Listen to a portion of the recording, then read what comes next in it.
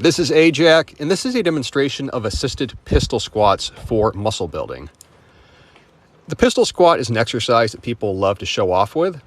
And if you have the right body dimensions, the flexibility, the mobility, you may be able to do them. That said, the pistol squat has very high balancing demands, and as a movement for muscle and strength building, it's not something that you typically use. However, you can do this assisted version with Ring's RTRX, and now you have an awesome single leg exercise. The range of motion on this movement and the joint angles is akin to a pendulum squat done with one leg. This is great for the quads, it's good for the glutes, it's great for ankle flexibility, and because you are training obviously one leg at a time, you get a lot of loading. Even if you get strong with body weight, add a weight vest and you can keep progressive overload going for quite a long time.